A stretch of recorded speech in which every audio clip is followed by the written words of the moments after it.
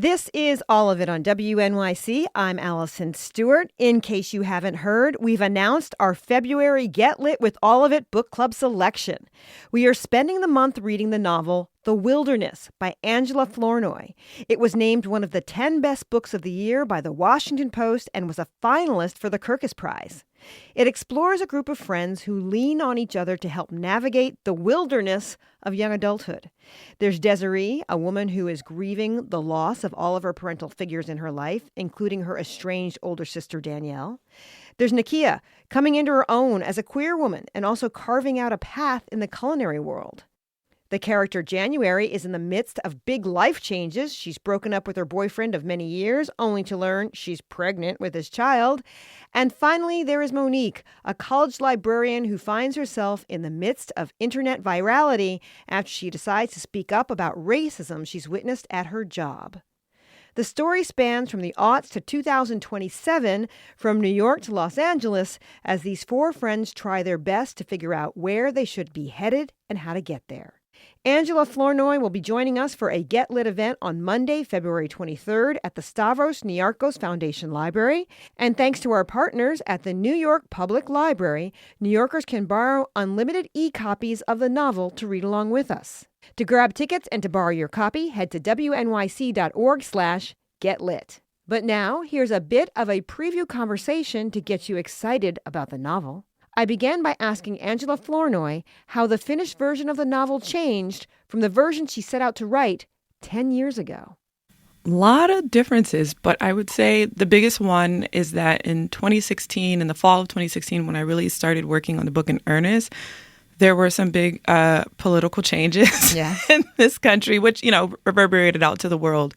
And it made me realize that I could only follow the news so much, and I had to think about trends, just like what's happening on social media, how are people befriending each other, communicating. I had to think differently about the future, just broadly. And The Wilderness wasn't the original name of the book, right? No. So there was a period of time where it was called The Wounded Wilderness, which was inspired by a Betty Saar painting I love. And then there was a very short but passionate on my end period of time where it was called The Millennials, which was a little bit tongue-in-cheek, but also just a little bit like me wanting to claim this experience for myself and for these Black women in this book. I feel part of that sort of generational umbrella encompasses my experiences, but there were parts that I felt like had not ever been explored, and I wanted to kind of claim it as mine. How did we end up on The Wilderness? Well, there were people who I think maybe are right. My editor was one who was like, we don't want to alienate anybody. There are some, Gen Xers don't necessarily want to pick up a book called The Wilderness. There are people, called The Millennials. There are people who don't feel that warm towards that, that generational sort of marker. And they convinced me. I don't want anyone to pick up my book just to hate read it, right? Like just to be like, they're exactly as I thought they were. So, but you know what? You show, you don't tell. Absolutely. Which is the important part about it. Mm-hmm. You write in the acknowledgments, this novel of friendship and my belief in the power of true friendship was first inspired by the 51-year soul-deep connection between my late mother, Francine Harper, and her best friend, Leisha Williams. What about that friendship inspired you? So when I was born, the first house I ever lived in was my Auntie Leisha's house. My mother was one of 4 sisters, but she was always looking for more sisters. So she met Leisha Williams, who I call my auntie. I call her children my cousins, when she was in middle school. And they moved out together, got jobs, started working in the city in LA together. And to me, it really inspired me to think differently about family. There's a family you're born into, but sometimes circumstances are just, you're lucky, you get these other family, the chosen family. And for me, I can't imagine my life without that chosen family. But I had not seen it sort of given the same pride of place in the way people think about long-term relationships that are important to them. It's so funny because I had my Auntie Carolyn, my Auntie Madeline, my Auntie Gracie. Mm-hmm. None of them were related to us. They were all my aunts, right? But they weren't my relations. And they bring a perspective that's outside of. They didn't grow up exactly as your parents grow up, so they have this outside perspective, especially in your teenage years, which is really valuable to hear. That there are other lessons they perhaps learned when they were growing up in their household that they can give to you that you would not have otherwise. What was an aspect of being a 20-something that you wanted to make sure you captured in this novel? My characters, when they're in their 20s, in the late 2000s, early 2010s, they are a mess. They are a beautiful mess. I really wanted to capture the feeling of not really knowing what you're supposed to be doing, and also the feeling of what it's like to just exist without the eyeballs of social media. So because of the period of time, sure, they were like the first generation on social media, but it wasn't always present in their lives. So they're in the club and they're not worried that anyone's going to take a video of them in the club because nobody's phones can do that, not well in 2012. So they are living in the present in this moment, in this way that I feel when I have one sister who's 25, and I do feel sadness about that. Like, doesn't mean she doesn't go out, et cetera, but there's this like outside eyeball, outside opinion thing that sort of hovers over her. And I'm hoping when younger people read this, they don't just see that they're a mess in their 20s, but that also like it's okay. They had nobody to tell them it wasn't okay. But now I think a lot of young people have these expectations that come from social media. Was that something that you needed to be in your late 30s to write? Absolutely. In my 20s, I think I just wanted to do what I needed to do to, become middle class, have some kind of, while also, of course, picking a career path that has no guarantee of that. I still had that deep sort of desire to feel like a grown up. And now that I am in my 40s, I realize that there is no one moment that you suddenly feel like a grown up.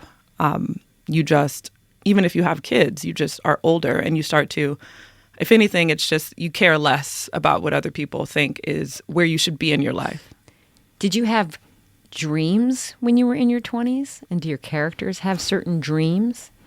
Yes. So one of the things that I think was important about choosing what kind of careers these young women have, is that there had to be a character who already knew what they wanted. This was me in my 20s. I wanted to be a writer since I was 6 years old. And there had to be, as exists in the world, I would say the vast majority, people are kind of figuring out as they go along, because it's a natural point of tension in friendships when it's like, I just have a job because I need to pay bills. I don't know what's going to come next. And then you have these people who are sort of laser focused on their dreams. Sometimes that can be an inspiration, but sometimes that can also be really annoying. And I thought it was useful to have a sort of diversity. So we have a character, Nakia, who knows she wants to be a restaurateur. She calls it a proprietress. But she wants to feed her community and have these restaurants. But then there are other characters like January, who is kind of quiet about her desires. She wants to do graphic design, but she kind of puts it in the back seat to her boyfriend's desires for a kind of stable life. And you don't just dump those friends because your career desires or paths diverge. You have to figure out how to navigate through those differences. My guest is author Angela Flournoy. We're discussing her new novel, The Wilderness, which follows a group of 4 friends in their early adulthood in New York and L.A. When did you realize this was going to be a story about a group versus one member of the group and the other folks would be satellites? So the way that my brain works when I think about characters is I think about everyone around them. I think about, oh, okay, this is what she believes about herself. This is what she believes about her history. But this is what the people around her also believe about these things that have happened, which is why my first novel it had way more POVs. It followed a family of 13 siblings. This novel, I really vowed to have fewer POVs because I thought it would be easier. But it's just the way that I think about, we don't exist in like little vacuums. We're part of communities. And so I could tell a story about friendship, but to me, to get a full sense, I needed to tell the whole group's story of their friendship. Who was the hardest of the 4 to get into? There's a character named Monique, who is as you said, a librarian who also has like a moment of virality and decides she's going to pivot to influencing. I was really interested in having readers have to read through her own words, through her blog posts and her Instagram captions and her poetry, just everything she's sharing on the internet. I wanted that to be how that character was built. But the thing about that is that it's very cringe. It's very embarrassing to think about the language we use on the internet because it's so specific. Yeah.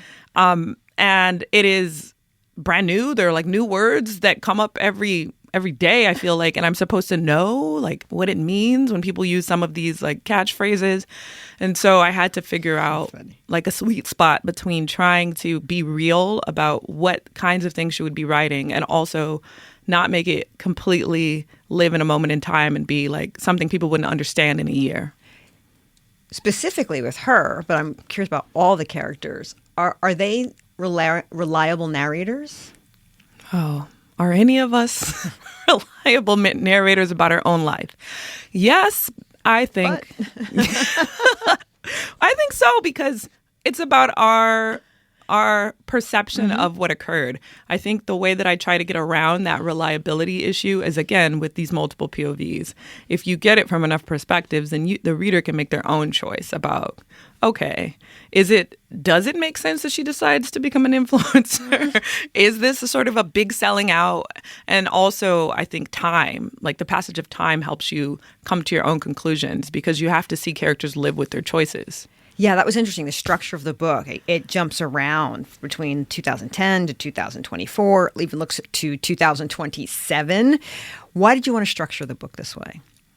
So when I ask people who have been in friendships for decades to tell me about like the story of their friendship, it is never linear. The way that you experience a person, you can put it in a line, and that's usually the boring version of the story, right? It's like we met and then this and then this. And usually what it is that there's these pivotal moments.